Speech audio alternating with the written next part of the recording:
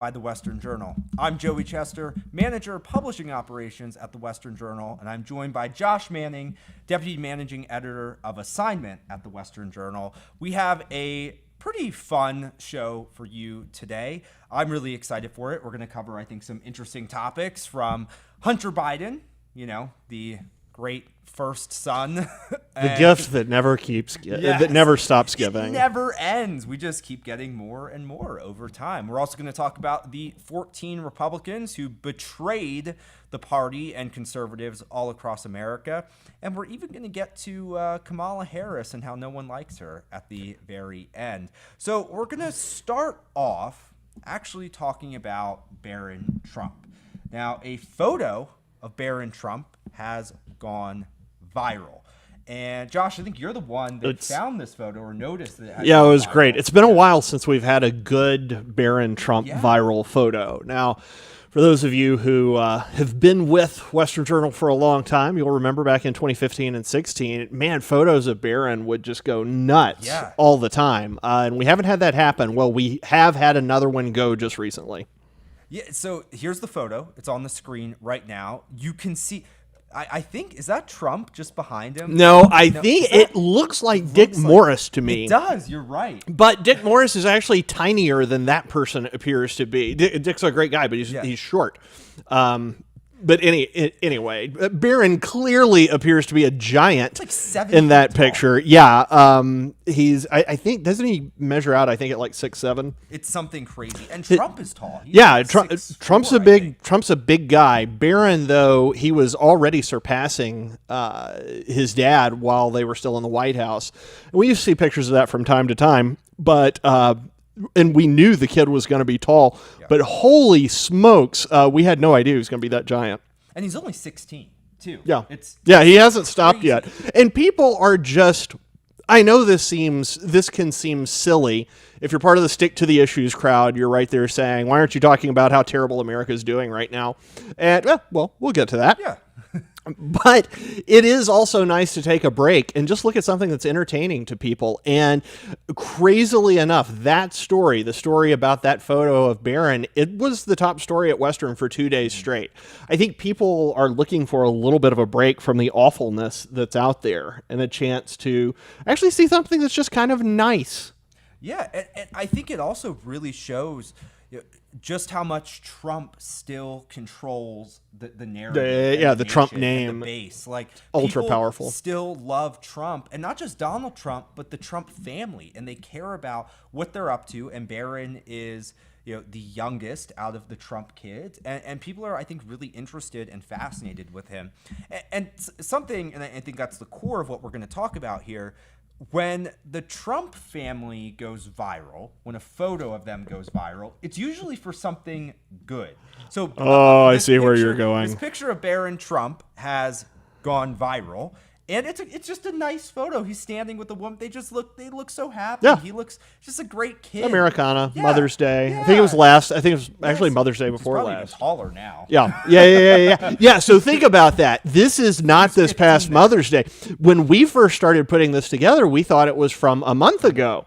And we started looking around and then realized, holy smokes, this came out actually 13 months ago. Yeah. So he's bigger now. But it seems when a photo of someone from the Biden family, or video from the Biden family, goes viral, it's not for something good, it's for something bad. And the greatest example of that is Hunter Biden. So we're going to play a little video for you here. And Josh, you haven't seen the video. I haven't. So I'm very excited to see your reaction. It is Trump actually talking to Barron and giving him some advice for what not to do. And keep in mind, Trump does not drink or smoke. Never has. That's something he has stuck to. I think that's really cool. And we're going to see a comparison to Hunter Biden. So let's roll that video for everyone. And when you get older, what are you going to remember? No drugs, no alcohol, no cigarettes. So can we play that one more time, please, for everyone? And when you get older, what are you going to remember? No drugs, no alcohol, no cigarettes. So apparently this is advice that Joe Biden missed giving to Hunter Biden, because clearly, clearly that's some advice that Hunter needed. It's painful.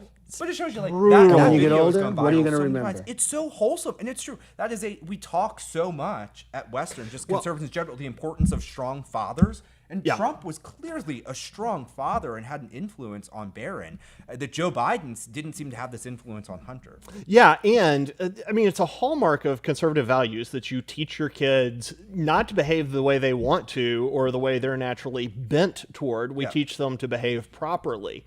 And look, you can be, to be clear, you can be the best parent in the world and you can still have a kid go south on you. Sure. You can be a really crummy parent and you can have a kid turn out great.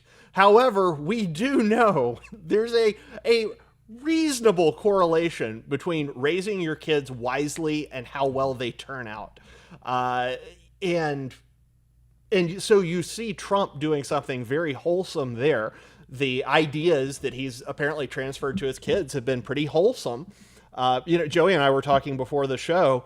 Hunter Biden goes viral for a crack pipe. Hunter Biden goes viral for having sex with a girl who, we don't know her age. What we do know is there was a stuffed Pokemon animal in the bedroom there. That's what he goes viral for.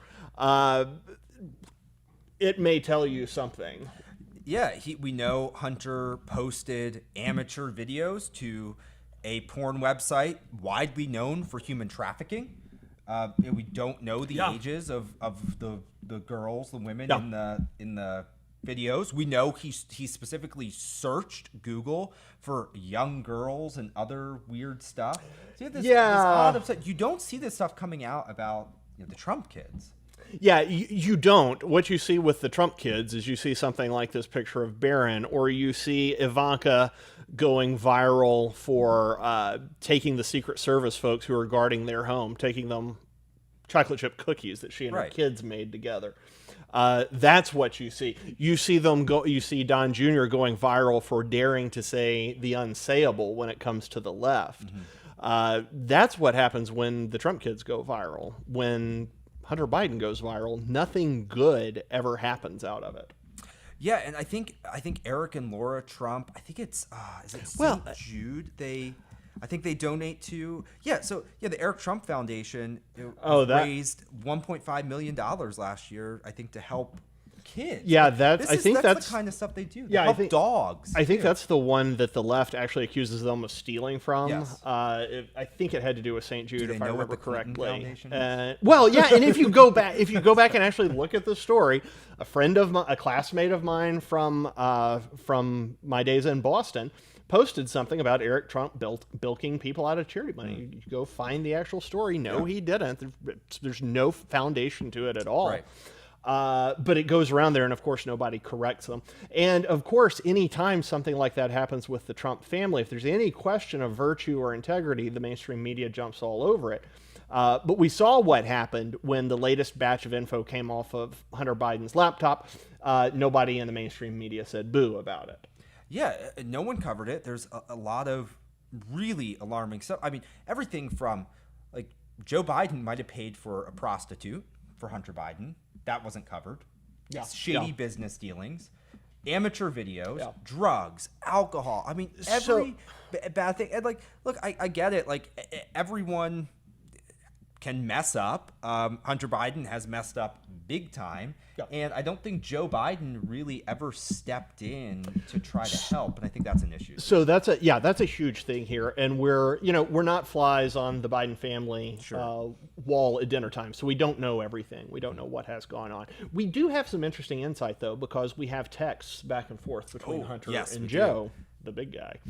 10%. And what I saw when I looked through those was a kid who was broken, who had never come to terms with his own brokenness, how messed up he was, how sinful he was, and a dad who desperately wanted his son to do better, but didn't know how to help him do it. And it's really interesting. Folks, it is hard when your kids have access to everything. It's an interesting thing that I go through. I'm a step parent, and I want to make sure our kids work hard and work for their money and suffer consequences and those things. And that's not always easy to do when you're in a step parenting situation. And there are people who just want to give their kids all the money in the world. They want to spare them from any consequences, and they think that's the good thing to do. They think it's the nice thing to do. They think it's, God help us, the loving thing to do. And it's not. What it does is it cripples the person. Yeah. It makes it impossible for the person to handle hard situations when they come their way. And if you can't handle the hard situation when it comes your way, what do? You collapse, you buckle, you turn to drugs, you turn to sex, you turn to escapism, and that looks like, might not be, that looks like the situation Hunter's in. Yeah, it doesn't appear that Joe Biden has given tough love to Hunter, which I think during these times he's so desperately needed, because I think a lot of these times revolved around the death of his brother, which I'm sure. Yeah, I mean, the family's had difficult. No shortage of tragedy. Yeah, but that'll mar you. Yeah, but I don't think Joe Biden probably walked his family through it like he needed to, and I think we see that also reflect in what kind of president he is. He doesn't take command. He doesn't come across as a strong leader, and when you're leading a family, you have to be strong as well. And Joe Biden, just through his life, he has never come across as a very strong man. No, and it looks like there is some amount of naivete there. He's charismatic. Back in the old days, if you ever want to do something just really remarkable, go back and search Joe Biden Meet the Press 2000. Yeah, Joe Biden Meet the Press 2004. And you will see somebody who's completely different, charming, fun to listen to. I remember watching him in those days and thinking, I really disagree with this guy, but gosh, if he isn't likable. But he never seemed like somebody who could play the heavy. He never seemed like somebody who would impose negative consequences on somebody. And that seems to be the case. He's unable to impose negative consequences on the extreme left of his party, which is taking over. It's leading the rest of D.C. around by the nose. He's not able to impose strict consequences on his White House. It's an undisciplined White House. People leave left and right. And he's not able to impose strict consequences on the rest of the world. So you've got Ukraine. Yep. You got us begging to Venezuela for oil. You've got now Colombia. Colombia's now elected a leftist leader, and Biden, I don't even know if you've seen this yet. Biden is frantically, so Colombia has oil resources. We've been wanting to buy oil from them because apparently we can't create oil here. We can't process and refine oil here. But the problem is the Colombians elected a leftist, and the leftist wants to go to green energy, which means less drilling, which means Biden is screwed because Biden is now begging them to continue drilling there. You can't drill here, but he wants people to drill there. So, but going back to the original point, he doesn't have the ability to impose consequences, not on Mexico, not on illegal immigrants, not on terrorists. The guy he was a nice guy, kind of, once upon a time. He had a nasty streak. Think about Clarence Thomas, but who was pretty much just kind of assumed everybody was going to do their best. And no, you have to deal with a firm hand, and that's what Donald J. Trump did. He's soft. In every way. Yeah, in every single way. I mean, you got videos of the president of the United States falling off of his bicycle.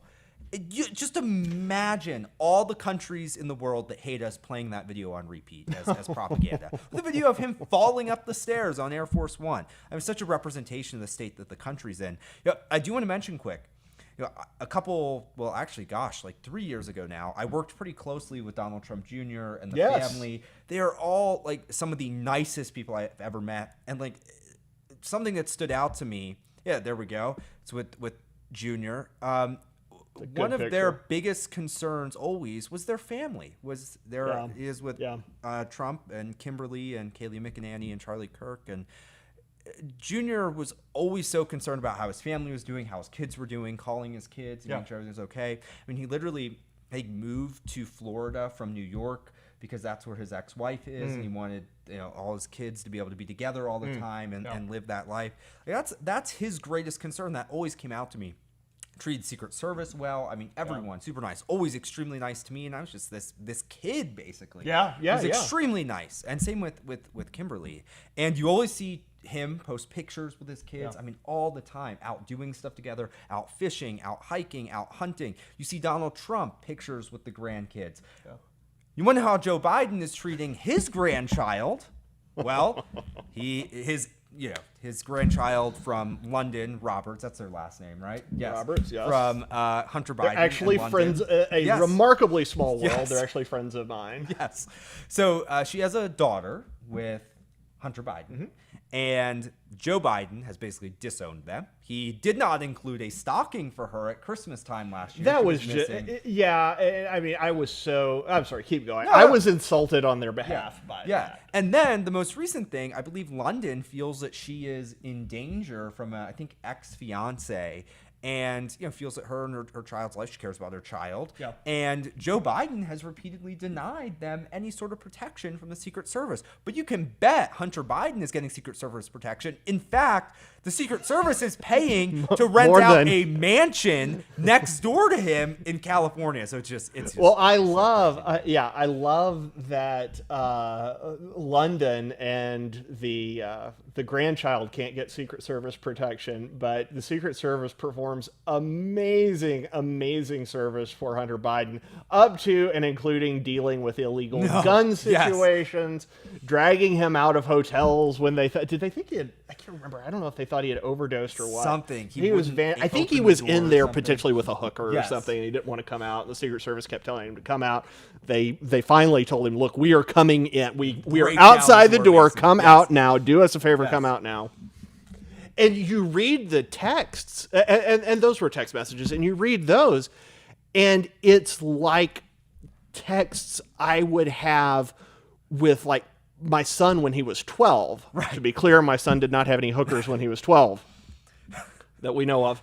But it was the same kind of thing. Yes. Oh, I'm coming. I'm doing it. Just a minute more, Dad. Just a minute more. That's what he sounds like. That's the emotional maturity. When you listen to the recordings of him talking about, what was the thing we were listening to a couple weeks ago? He was saying, if, all I have to do is just mention it and my dad will talk about it. My dad will talk about anything I want him to talk about. As long as he believes it, I can say it and he'll talk about it. So essentially what he's saying there is that he can rig almost any business in the world and get them free PR. I mean, you tell me that's not worth a bunch of money.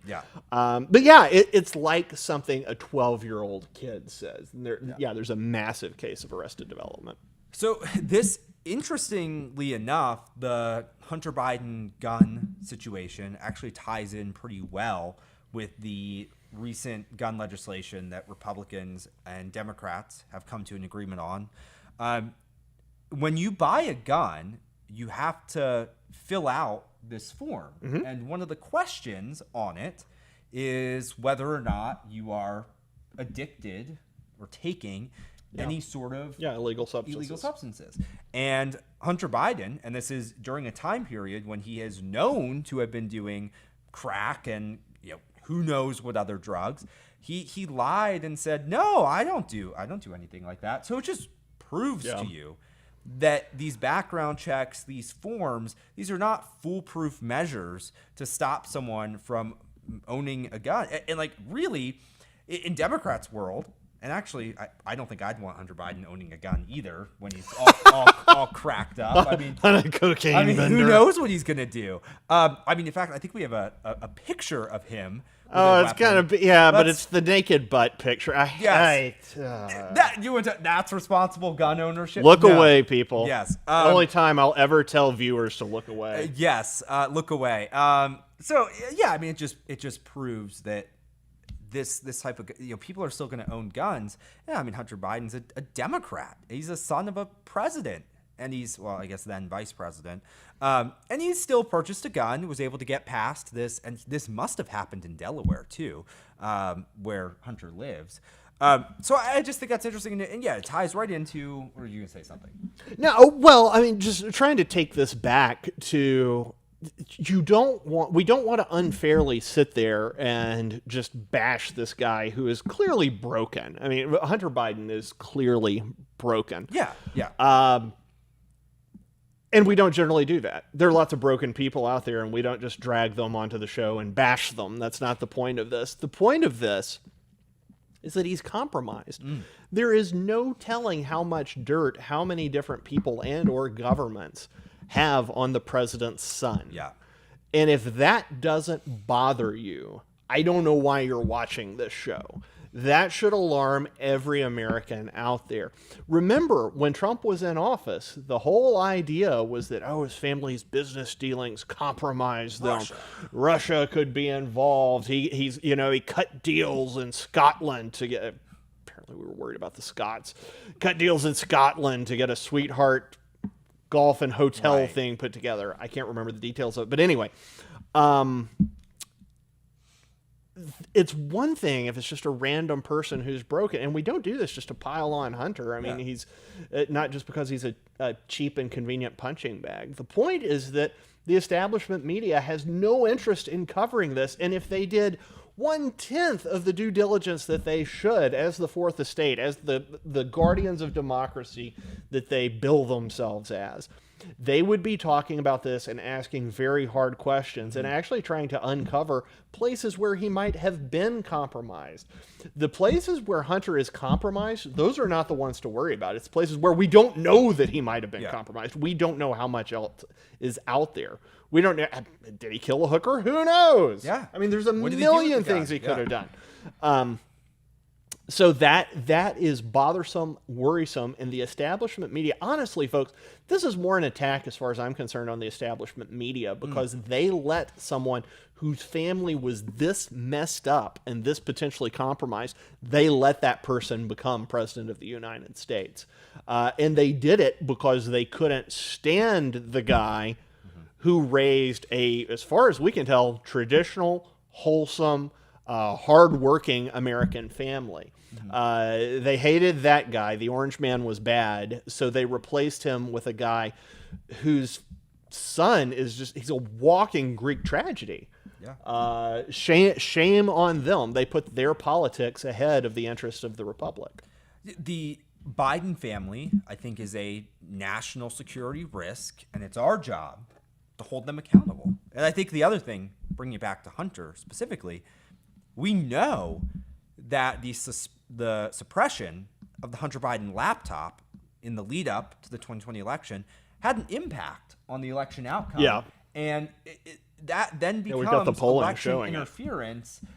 And that makes it a national security risk too. So I just think it's important to that is part of why we have to hit Hunter Biden so hard. Yeah, I was talking to a friend of mine whom I respect a whole lot, and we were talking about what happened in the lead up to 2020 and the aftermath and the audits and all of those things. And he said, I think the election was stolen legally.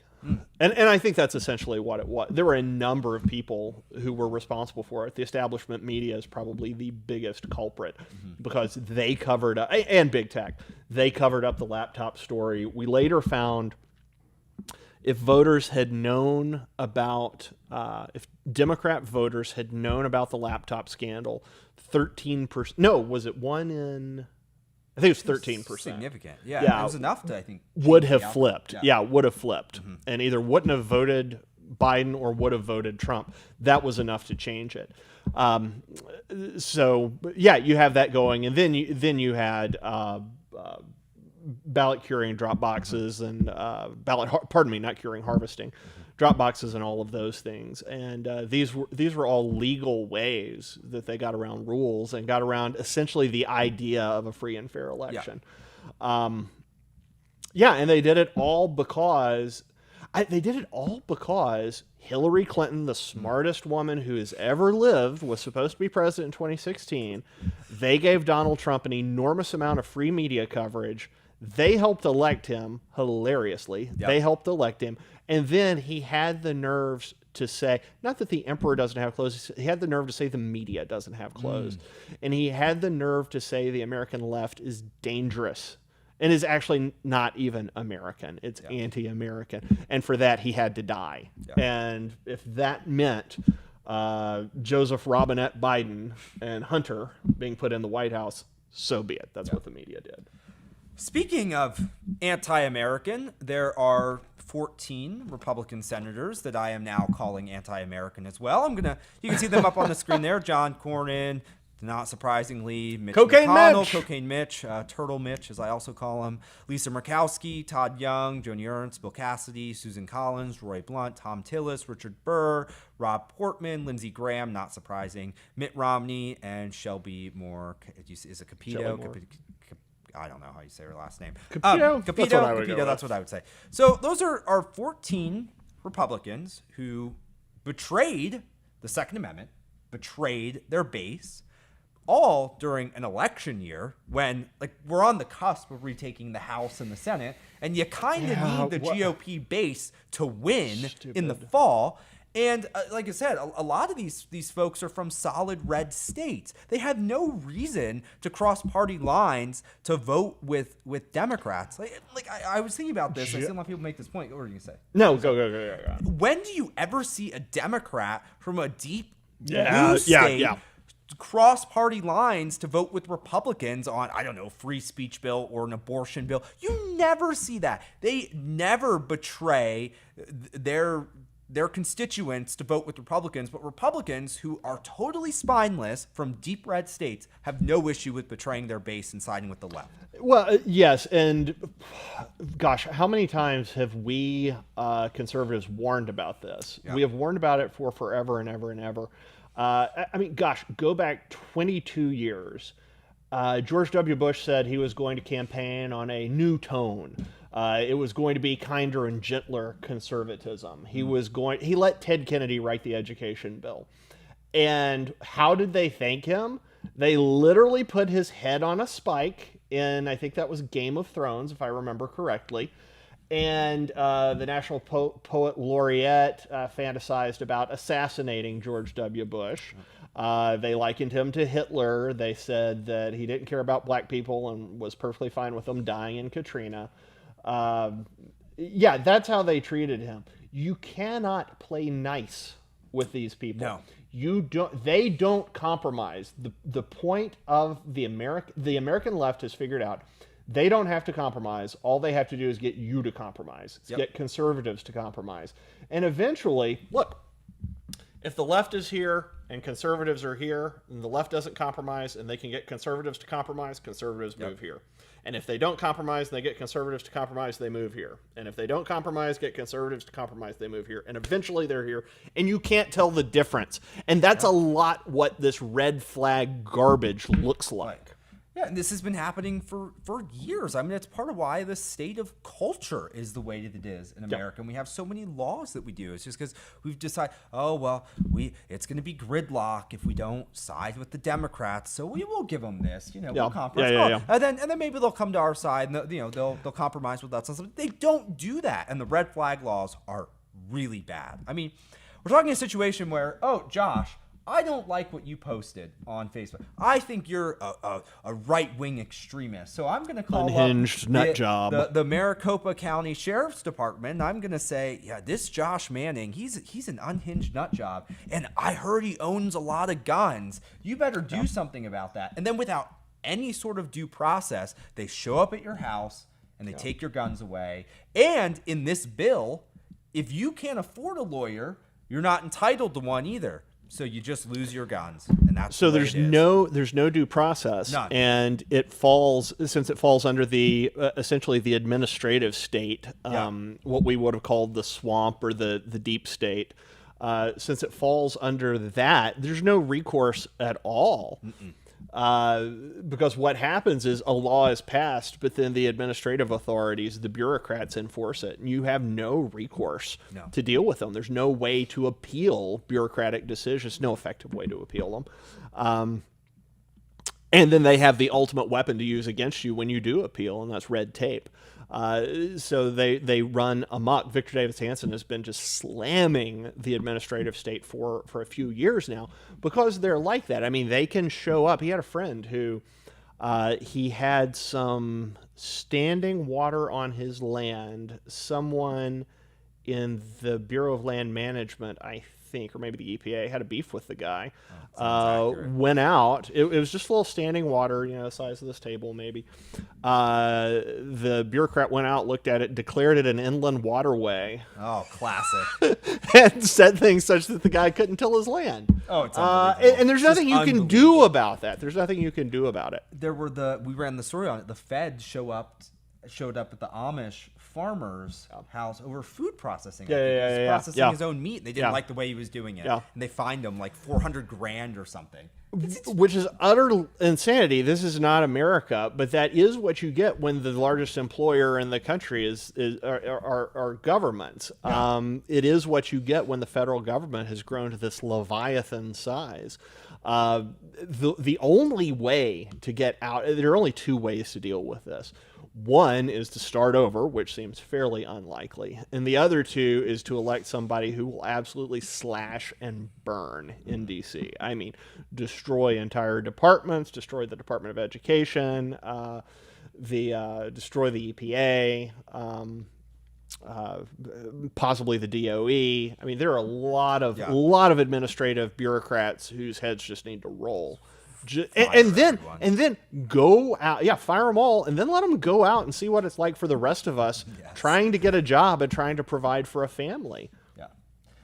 Yeah. So I just think this is really damaging to Republicans going into the fall. But I do, just before we close out, I have something that might be redeeming and encouraging to our election chances this fall. So the DNC was going to host a fundraiser back in May with Kamala Harris, and part of how they were raising money and getting people to buy tickets was offering a photo with Kamala Harris.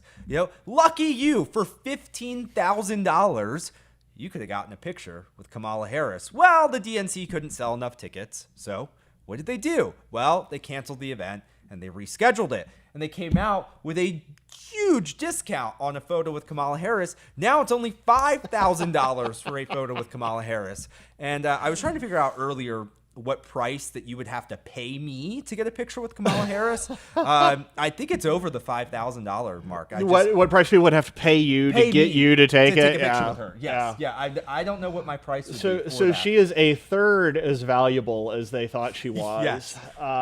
And possibly, I don't know what the polling is as far as unpopular vice presidents go. She has got to be one of the most unpopular vice presidents ever.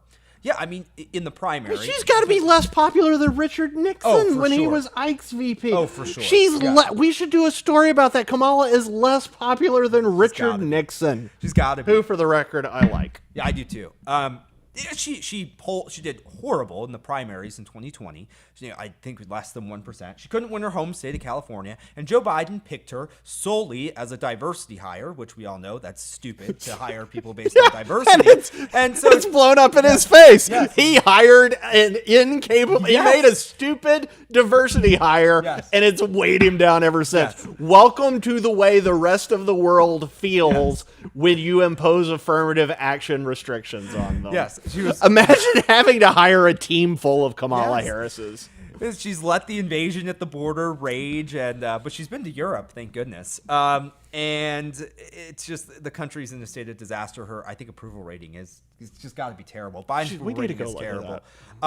So I think that is a really good sign for what's going to happen in not only November, but also if Joe Biden doesn't run. I mean, the dude's falling off a bicycle, so I'm not super encouraged he's going to make it to 24. He's running. Kamala Harris, usually VP is pretty. Joe Biden, he was VP. Yeah, it's usually the likely nominee, unless Democrats turn on Kamala, which I think it'd just be a bloodbath for them. Yeah. So we have a woman who can't even fundraise for the party who's the likely nominee in 24. Not a good sign. What an unfortunate situation, too, for the feminists out there. They've been waiting for somebody to occupy that position. They want the presidency. They've been waiting for a female vice president. Yes. Waiting and waiting and waiting. And instead of waiting for a capable female vice president, they went with the affirmative action move, and they got an idiot. Yes. I mean, how embarrassing. So bad. If you were a woman in politics, how embarrassing is that to you? I would just be embarrassed. They should have waited until they got someone capable. And they could have had capable people, by the way. They could have had Nikki Haley. They could have had Carly Fiorina. They could have had, so many people hate her, but they could have had Sarah Palin. They could have had Michelle Bachmann. Marsha Blackburn. Yeah, they're great female leaders out there. But remember, at the end of the day, and the feminists are learning this now the hard way, at the end of the day, the left actually doesn't care that you're a minority. No. They're just using that. They're using you. And women have found out about that in the wake of the trans movement. And now one of the vilest curses, epitaphs out there is to be called a TERF. A trans exclusionary radical feminist. I mean, they're right up there next to Nazis as far as most of the left is concerned. And what they are is feminists. They're feminists who realize, holy smokes, the liberals betrayed us. We got screwed by them. Yes. So anyway, yeah, I guess we can wrap up on that. Yeah. I don't want to take over here, but just honestly, what an embarrassment for Kamala to have been the first. Yeah. So thank you all for watching today. Thank you, Josh, for the great discussion. The country's in a state of disaster, but, we've got some signs of hope. Don't count on Republicans to save us, though, if we do take the House and the Senate in the fall, based on the gun bill. But, yeah, again, to all of our viewers, thanks for tuning in. What we do here, I think, is really important. You're not going to get the truth from the mainstream media or even some other conservative media. And big tech is always trying to silence us. We're up against Facebook and other platforms. And so if you feel led and you're looking for ways to further support the Western Journal, you can head to westernjournal.com/join. There you'll see a variety of options where you can support us further. We're a family-owned business here, and what we do isn't the cheapest thing. And so we would really appreciate your further support if you can offer it. So for Josh and for me, for the Western Journal, thank you so much for watching. We will see you back here next week.